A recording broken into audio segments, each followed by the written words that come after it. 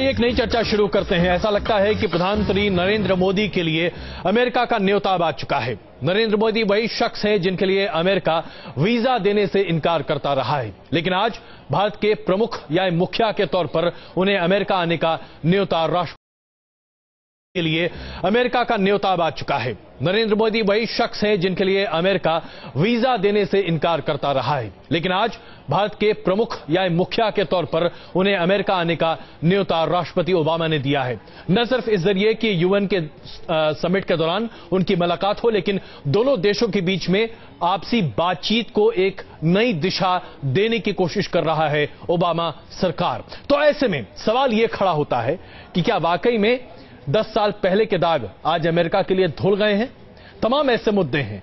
क्या इसे आप मोदी की कूटनीतिक जीत कह सकते हैं? पहले एक रिपोर्ट देखते हैं, उसके बाद चर्चा करते हैं। हमारे साथ एक वरिष्ठ पैनल मौजूद है। विजय शोणकर शास्त्री जी बीजेपी से हमारे साथ मौजूद हैं। कांग्रेस से एम वंसल साहब हमारे साथ मौजूद हैं। रक्षा विशेषज्ञ सुशांत शरीन हमारे साथ मौजूद हैं। वरिष्ठ पत्रकार राहुल देव जी हमारे साथ हैं और पूर्व राजनयिक बीपी अग्रवाल जी भी इस वक्त हमारे साथ मौजूद हैं। लेकिन सबसे पहले एक छोटी रिपोर्ट। नरेंद्र मोदी चले अमेरिका, वही अमेरिका जिसने कभी मोदी को वीजा देने से इनकार किया था। अब उसी अमेरिका के राष्ट्रपति ने भेजा है मोदी को मुलाकात का न्योता। न्योते को पीएम नरेंद्र मोदी ने स्वीकार तो कर लिया, लेकिन नमो ओबामा की मीटिंग की तारीख तय नहीं हो पाई है। सितंबर के आखिर में मोदी संयुक्त राष्ट्र की बैठक में शामिल होने न्यूयॉर्क जा रहे हैं। इस बैठक के बाद मोदी ओबामा की मुलाकात वॉशिंगटन में हो सकती है। अमेरिका ने 30 सितंबर को मुलाकात का न्योता दिया है, जबकि भारत 26 सितंबर को मीटिंग तय करना चाहता है। मोदी और भारत सरकार के लिए न्योता एक बड़ी कूटनीतिक सफलता मानी जा रही है। The US president is very busy and can meet some, can't meet everybody. Barack Obama बहुत व्यस्त रहते हैं, वो हर किसी से नहीं मिलते। अगर वो मोदी जी से मिल रहे हैं तो ये साफ संकेत है कि वो दोनों देशों के रिश्तों को और मजबूत करने को प्राथमिकता दे रहे हैं। सियासी हलकों में इस मुलाकात को लेकर सरगर्मियां हैं। बीजेपी नेता ओबामा के इस कदम को अमेरिका और भारत के रिश्तों में एक नई शुरुआत बता रहे हैं। अमेरिका के राष्ट्रपति ओबामा जी ने मोदी जी को जो आमंत्रित किया है, हम इसे एक सकारात्मक पहल मानते हैं। हम ये मानते हैं कि भारत और अमेरिका मिलकर विश्व की इस नई व्यवस्था में एक महत्वपूर्ण भूमिका निभा सकते हैं। वहीं कांग्रेस मोदी के ओबामा के बुलावे को ज्यादा तरजीह देने से बचती नजर आ रही है। वैसे भी मैं सोच रहा हूँ कि शायद वो यूनाइटेड नेशन जनरल असेंबली के लिए भी तो अमेरिका जाना ही पड़ेगा, तो कम से कम वहां तो बहुत अंतर्राष्ट्रीय नेताओं के साथ मुलाकात तो होगी। तो ये सब मौका तो नेचुरली ले लेंगे, लेकिन इसमें तो हमारी बोले कि क्या ये सब सरकार के तय करने की बात है। ऑपोजिशन में क्या हुआ? अमेरिका ने चुनाव से पहले मोदी की तरफ दोस्ती का हाथ बढ़ा दिया था। बीजेपी के पीएम उम्मीदवार से नैन्सी पॉवेल की मुलाकात से जो संकेत मिले थे, वो अब न्योते की शक्ल में मुकम्मल होते दिख रहे हैं। Team News Nation. Sushant ji, आप इस मुलाकात को जो प्रस्तावित है, जिसकी तिथियां अभी तय होती दिखाई दे रही हैं राष्ट्रपति बराक ओबामा और प्रधानमंत्री नरेंद्र मोदी के बीच, इसे आप किस नजरिए से देखते हैं? क्या ये सिर्फ दो देशों के बीच की मुलाकात है? क्या जो 10 साल तक अमेरिका का एक अलग रुख दिखाई देता रहा था, उसे मोदी जी बहुत आसानी से भुला सकेंगे? देखिए, अगर देश चलाना है तो भुलाना तो पड़ेगा। आप अमेरिका को इग्नोर नहीं कर सकते। अमेरिका अभी भी, आप कुछ भी कहिए, कुछ लोग मानते हैं कि डिक्लाइनिंग पावर है, लेकिन हमको पता है कि अमेरिका आज सबसे तगड़ा देश है दुनिया में और आप अमेरिका को इग्नोर नहीं कर सकते। और मेरे ख्याल जो राजनेता होते हैं उनका एक बड़ा थिक स्किन होता है, तो ये छोटी मोटी जो इंसल्ट्स होती हैं या इस तरह की चीज होती हैं, वो अक्सर उसको नजरअंदाज कर देते हैं लार्जर ऑब्जेक्टिव्स में। और मोदी जी का एक जो फलसफा है वो ये है कि वो अगर देश की उन्नति और देश की प्रोग्रेस के लिए बात कर रहे हैं तो वो फिर उनको ये सारी चीजें कुछ हद तक नजरअंदाज करनी पड़ेंगी। लेकिन ये एम्बैरेसमेंट सिर्फ मोदी जी के लिए नहीं होगी, ये अमेरिका के लिए भी होगी। और मोदी जी को इस तरह का इन्विटेशन देकर अमेरिका ने भी एक बड़ा क्लियर संदेश दिया कि वो स्टेप बैक कर रहा है। इंपॉर्टेंट चीज ये है कि अपार्ट फ्रॉम हमारी आर्थिक जरूरतें हैं अमेरिका के साथ, ट्रेड की बातें होंगी उनके साथ, लेकिन एक बहुत बड़ा मुद्दा होगा अफगानिस्तान और पाकिस्तान जहां पर से अमेरिका निकलने की पूरी तरह से तैयारी कर चुका है। और इस रीजन में क्या हालात पैदा होंगे, चीन का भी एक खतरा है या चीन के भी संबंध हैं भारत के, वो भी डिस्कशन में आएंगे। तो आप कुल मिलाकर आपकी बहुत सारी एरियाज हैं एंगेजमेंट के, और जहां तक आप कन्वर्जेंस उनके साथ अमेरिका के साथ पैदा कर सकते हैं तो आपके देश की हित में होगा। तो इसको इस पैराए में देखना चाहिए, ना कि व्यक्तिगत जो प्रॉब्लम्स हुई हैं मोदी जी के साथ उस पैराए में देखा जाए। अग्रवाल जी, अगर हम इसे कूटनीतिक नजरिए से देखें तो नरेंद्र मोदी के लिए क्या ज्यादा महत्वपूर्ण है? क्योंकि इसमें कोई शक नहीं है कि उन्होंने कई बार अमेरिका में रहने वाले लोगों को, जो हिंदुस्तानी मूल के रहे हैं, उन्हें एड्रेस करने का एक नया तरीका ढूंढा, उन तक पहुंचे, अपनी बातों को उन तक पहुंचाया। लेकिन एक बहुत बड़ा लॉबी आज भी अमेरिका में है, या फिर इंग्लैंड में भी है, यूके में भी है, जो मोदी जी की लगातार खिलाफत करता रहा है। वहां पहुंचकर पता चला वहां काले झंडे दिखा दिए गए तो बड़ी दिक्कत हो जाएगी। कुछ भी हो सकता है, मगर मोदी जी का वहां जाना बहुत ही महत्वपूर्ण बात है, क्योंकि अमेरिका के लिए ये एक अच्छा मौका है और एक भारत में एक मजबूत और यूनाइटेड सरकार निकली है। अभी तक भारत की स्थिति अच्छी नहीं थी जी। इलेक्शन कैंपेन के दौरान मोदी ने खुद ही कहा था कि देश को इतना, जब उनसे पूछा गया कि आपको वीजा नहीं मिला, आपका क्या विचार, आप क्या सोचते हैं इसके बारे में, तो उन्होंने कहा कि देश को इतना मजबूत बना दो कि अमेरिकन की लाइन लग जाए वीजा के लिए। और मैं समझता हूँ हमें ओबामा का ये निमंत्रण है जी, ये उनकी एक वीजा एप्लीकेशन है, क्योंकि वो खुद भारत आना चाहते हैं, मगर प्रोटोकॉल के हिसाब से वो अभी नहीं आ सकते, क्योंकि लास्ट विजिट एक अमेरिकन हेड ऑफ गवर्नमेंट की इंडिया में हुई है जी। डिप्लोमेसी में एक रेसिप्रोसिटी होती है जी, एक उनका लीडर आता है फिर एक हमारा जाता है। तो लास्ट विजिट ओबामा जी की हुई थी, वो जल्दी से जल्दी भारत आना चाहेंगे जी। अगर उसके पहले हमारे प्रधानमंत्री की एक विजिट हो जाती है जी, तो उनके लिए आने का रास्ता बड़ा आसान हो जाएगा। बिल्कुल। मीम अफजल साहब, कांग्रेस पार्टी इस पूरी पहल को एक अलग नजरिए से देख रही है। अगर देखा जाए तो चीन के विदेश मंत्री भारत आने वाले हैं और उसके बाद चीन से बातचीत शुरू हो रही है। नवाज शरीफ से बातचीत हो चुकी, अमेरिका जाने का रास्ता साफ है, जापान से निमंत्रण आ चुका है और भूटान जाने की तैयारी कर रहे हैं नरेंद्र मोदी। ऐसे में क्या आपको लगता है कि कूटनीतिक नजरिए से भारत दिन दोगुनी रात चौगुनी प्रगति करता दिखाई दे रहा है, और क्या इसका श्रेय कांग्रेस वाकई में नरेंद्र मोदी को देना चाहेगी? अजय जी, शायद आप डिप्लोमेसी में जो तरीके हैं काम के उससे अच्छी तरह वाकिफ नहीं हैं जी।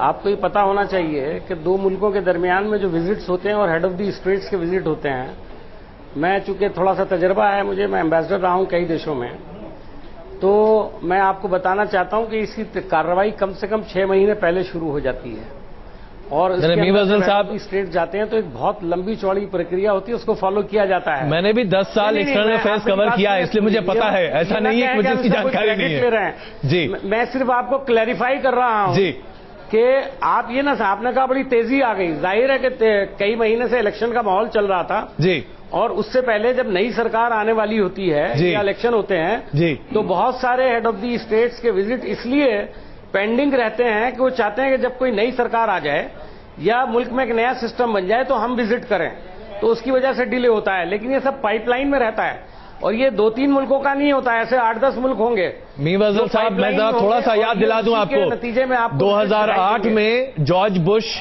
का टर्म खत्म होने वाला था, इसके बावजूद प्रधानमंत्री मनमोहन सिंह जब उस समय थे प्रधानमंत्री, मिलने गए थे उनसे। ऐसा नहीं होता, आप भी जानते हैं, मैं भी थोड़ा बहुत डिप्लोमेसी मैंने भी पढ़ाई भी की है और कवर भी किया है। नहीं, मैं जो आपसे कह रहा हूं, मैं हर एक के लिए नहीं कह रहा हूं जी। अब जैसे अभी जो पाकिस्तान या सार्क के देशों के बारे में फैसला लिया गया जी, ये टोटली इसका कोई बैकग्राउंड इसका कुछ नहीं था, ये एकदम फैसला था इस सरकार का। और अभी जो नेवता आया है अमेरिकन प्रेसिडेंट का, और इनका जो जवाब गया है, ये इमीडिएट रिप्लाई है, इसमें कोई शक नहीं, ये कोई पाइपलाइन वाला नहीं था। लेकिन जो आपने कई दूसरे देशों के नाम लिए हैं जी, तो इस तरह के बहुत सारे विजिट्स होंगे जो अब होंगे। तो उसको ये कहना कि नई सरकार के आते ही कोई हमारी विदेश नीति जो है उसने बहुत तेज दौड़ना शुरू कर दिया है, ये शायद ठीक नहीं होगा कहना। अग्रवाल जी आपके सामने कुछ कहना चाहते हैं? विदेश नीति को चलाया नहीं जाता है और न चलाया जा सकता है। अग्रवाल साहब भी आपसे कुछ कहना जी। नई सरकार में फर्क ये है कि ये एक स्ट्रांग सरकार है, एक मजबूत सरकार है और इससे सारी दुनिया की नजरों में हिंदुस्तान की इज्जत बहुत बढ़ गई है और अमेरिका के लिए अहमियत बहुत बढ़ गई है। उनका साथ देने वाला कौन है इस एरिया में? पाकिस्तान खुद मुश्किल में है, अफगानिस्तान में आए दिन हादसे हो रहे हैं, चाइना में भी टेररिज्म आया और चाइना एक डेमोक्रेसी नहीं है। चाइना पर तो अमेरिका किसी प्रकार से डिपेंड कर ही नहीं सकता क्योंकि उसका भविष्य क्लियर नहीं है। मीमल साहब, इससे पहले कि आप इसका जवाब दें, मुझे लगता है कि विजय जी भी बहुत देर से कुछ कहना चाह रहे थे। विजय जी। नहीं, देखिए, मैं सब सुन रहा हूं और खासतौर से मीम अफजल जी की बात भी सुन रहा हूं जी।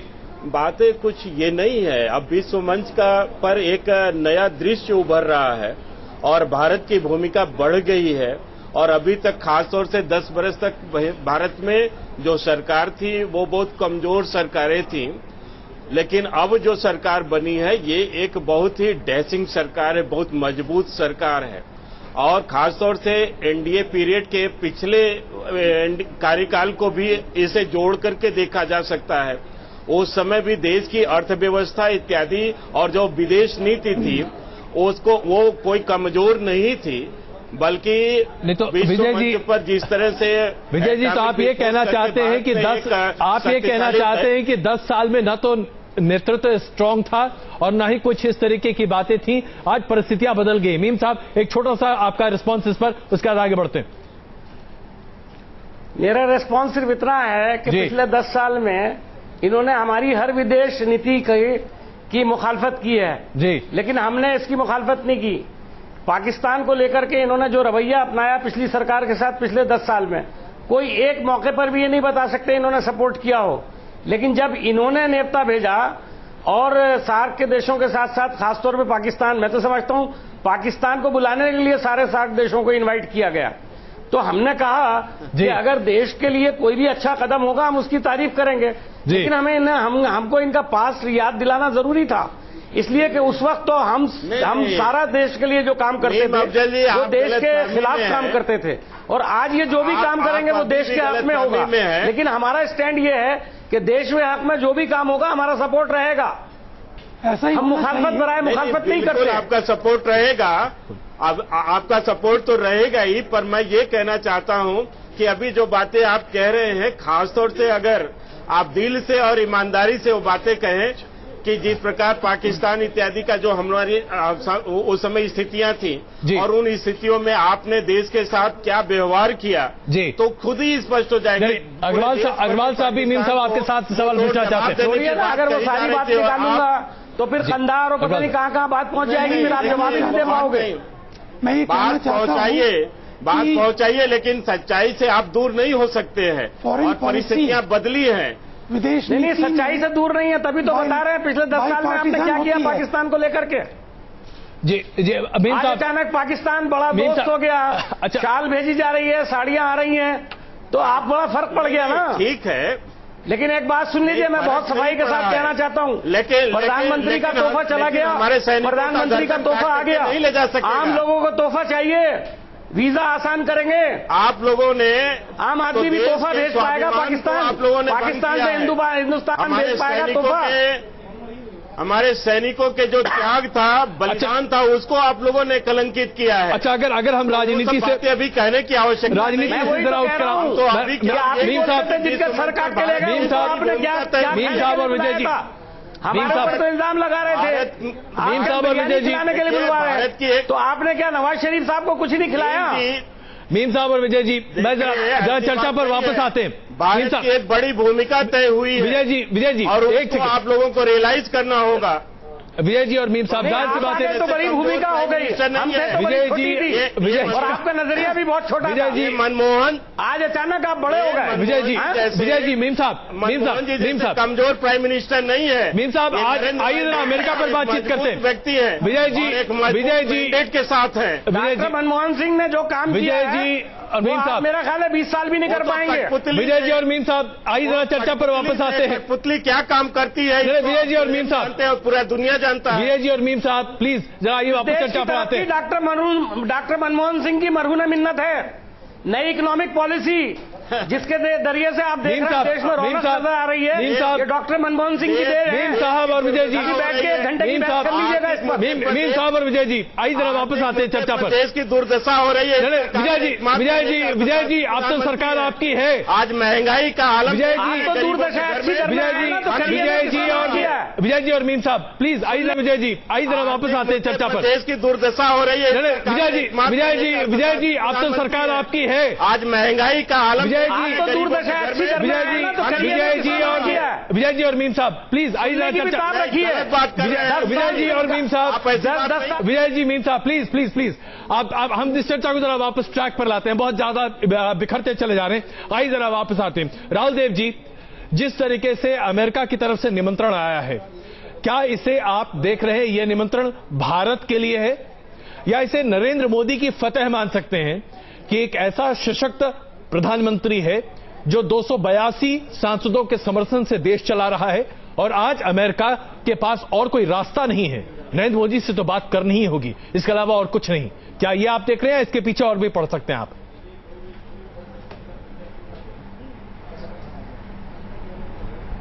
इसके बारे में देखिए, एक तो ये हमें बताता है कि अमेरिका ने नरेंद्र मोदी को लेकर अपनी जो भी विचारधारात्मक वैचारिक आपत्तियां थी, जो शक शुबे थे, और जो एक आलोचनात्मक तक रुख अपनाया था, उसके एक बहुत बड़े हिस्से ने उसको अब पचा कर और निगल कर नरेंद्र मोदी की ताकत और भारत की ताकत को पहचानते हुए उनको ये निमंत्रण दिया है, और उनको अब ये मालूम है और शायद वो इसके लिए तैयार हैं कि अब बराबरी पे उनसे बात करनी होगी।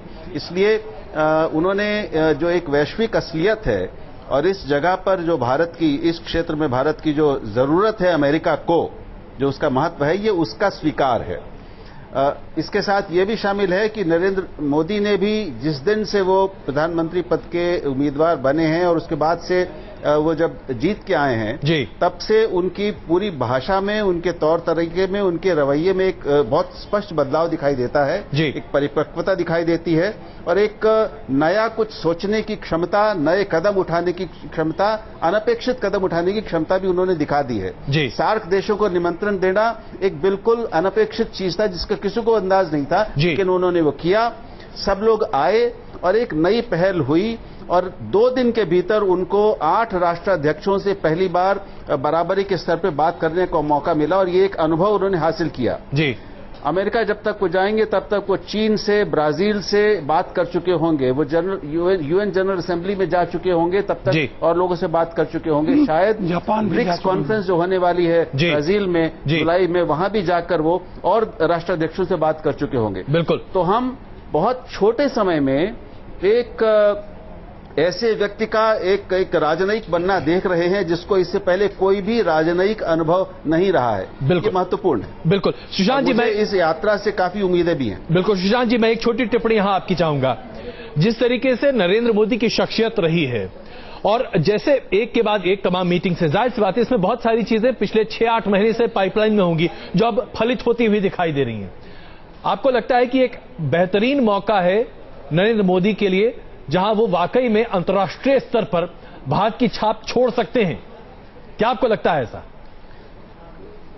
देखिए, मौका तो बहुत अच्छा है, लेकिन मैं जरा वापस अमेरिका के ऊपर आता हूं। मेरे ख्याल यहां पर 2 बातें हुई जिससे मैं थोड़ा सा इख्तलाफ रखूंगा। एक तो ये कि भारत बराबरी के स्तर पर बात करेगा अमेरिका के साथ। मेरे ख्याल ये एक धारणा हमारी जो है, इसको हमारे को तर्क कर देना चाहिए। भारत और अमेरिका के बीच में बहुत ज्यादा फासला है, और बराबरी के स्तर पे हम मेरे ख्याल बात नहीं कर पाएंगे अमेरिका से। लेकिन इसी के साथ जो दूसरी पेचीदगी आती है वो ये है कि हम ये मानते हैं कि अमेरिका को हमारी जरूरत है। मुझे पूरी तरह से ये कन्विक्शन नहीं है कि अमेरिका को हमारी जरूरत है। क्योंकि अमेरिका को शायद चीन के साथ भारत की कुछ इस्तेमाल कर पाएगा, लेकिन जिस तरह से अमेरिका का बर्ताव रहा है अफगानिस्तान और पाकिस्तान में, मुझे लगता है कि भारत और अमेरिका के बीच जो फासला है एटलीस्ट इस खित्ते में वो शायद और ज्यादा फैलेगा, वो कम नहीं होगा। और इस पे मेरे ख्याल ये बहुत एक कूटनीतिक लिहाज से एक बहुत बड़ा चैलेंज होगा मोदी जी के लिए और उनकी सारी टीम के लिए कि वो कैसे भारत के इंटरेस्ट को प्रमोट कर सके और अमेरिका को अपनी तरफ लेके आ सके, या अमेरिका से कोई ऐसी हरकत को अमेरिका से रोका जा सके जिसका हमारे हितों के ऊपर बहुत गंदा असर पड़े। बिल्कुल। शायद मुझे जो आशंका है कि अफगानिस्तान और पाकिस्तान में जो अमेरिका की नीति बन रही है वो भारत के लिए अच्छी नहीं होगी और भारत को इसका खामियाजा भरना पड़ेगा। तो ये एक बहुत बड़ा चैलेंज होगा। ये हमारा मान लेना शुरू से कि अमेरिका को हमारी जरूरत है, इस पे मैं एक बहुत बड़ा सवालिया निशान लगाऊं। बिल्कुल। अग्रवाल साहब, एक छोटी टिप्पणी आपकी। अमेरिका को हमारी जरूरत है और बढ़ेगी, क्योंकि अफगानिस्तान से वो उसी तरह निकल रहे हैं जैसे वियतनाम से हार कर निकले थे, और पाकिस्तान की हालत कोई अच्छी नहीं है। अब जो अगर इंडिया में पहली सरकार जैसी ही ढुलमुल सरकार होती तो अमेरिका हमें राइट ऑफ कर देता, मगर अब जो स्ट्रांग गवर्नमेंट निकली है, और एक बात याद रखिए कि इस वक्त दुनिया में एक विश्व युद्ध चल रहा है between Islamic fundamentalism and civilisation, in a sense between fundamentalism and decency. अभी जो बोको हराम ने नाइजीरिया में किया, जो आए दिन अफगानिस्तान में जो लोग मारे जा रहे हैं, जो सीरिया में हो रहा है, कभी इंडोनेशिया में हो रहा है, कभी चाइना में हो रहा है, ये तो एक अलग तरीके का परिप्रेक्ष्य आपको दिखाई दे रहा है। मीम अफजल साहब, लेकिन बार बार ऐसा क्यों है कि तमाम विशेषज्ञ ये मान रहे हैं कि पिछले 10 साल में शायद हमारी विदेश नीति की दिशा और दशा ठीक नहीं रही? क्या आप वाकई में इस पर रोशनी डालना चाहेंगे, क्योंकि ऐसा बार बार हो रहा है? देखिए, ये तो अपना अपना पर्सपेक्टिव हो सकता है, अपना अपना परसेप्शन हो सकता है कि आप विदेश नीति के बारे में किस तरह से सोचते हैं। जी। और जो हमारे भाई अभी मुझसे पहले जो तबसरा कर रहे थे, मेरे ख्याल में वो डिप्लोमेसी में रहे हैं, लेकिन उन्होंने जो कुछ भी कहा है मैं उससे पूरी तरह एग्री नहीं करता हूं।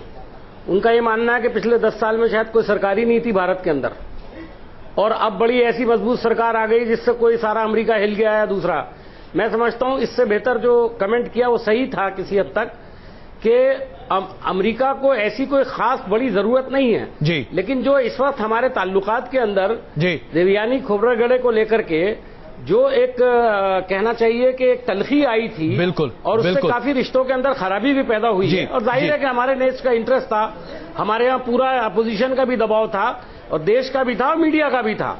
हमने उस पर स्टैंड लिया, और मेरा ख्याल है जब हमने स्टैंड लिया था तो शायद हर तरफ से पूरे भारत के अंदर उसकी बड़ी प्रशंसा हुई थी। शायद याद नहीं हमारे शंकर शास्त्री जी को, ये भी शामिल थे उस प्रशंसा करने के अंदर।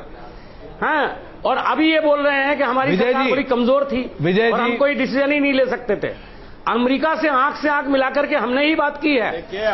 आप क्या कर रहे हैं ये आपका अपना परव्यू हो सकता है, लेकिन ये दिखाई दे रहा है देश नीतियों कि आपको 9 साल तक घुसने नहीं दिया, वीजा नहीं दिया, उसके बाद आपको एक इन्विटेशन भेजा और आपने घुटने टेक दिए, फट से कबूल कर लिया उसको।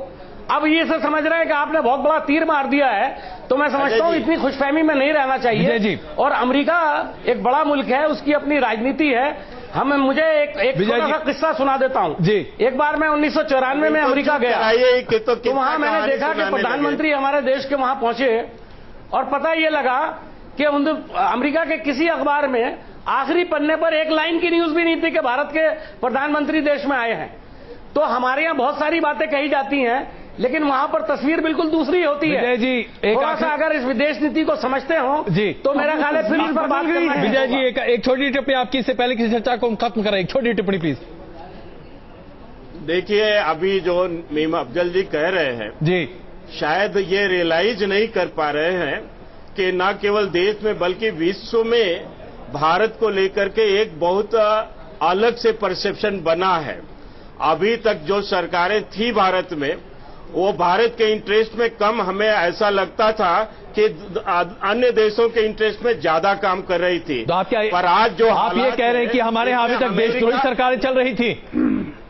एनडीए सरकार बहुत मजबूत थी, आतंकवादियों को छोड़ करके आई थी संसद के अंदर। मैं क्षमा चाहता हूं आप सबों से, मैं क्षमा चाहता हूं। विजय जी मैं क्षमा चाहूंगा, बहुत महत्वपूर्ण बात मैं कहना चाहता हूं। विजय जी मैं क्षमा चाहूंगा, प्लीज, मेरा टाइम नहीं है, वरना हम इस चर्चा को वाकई में आगे बढ़ाना चाहते।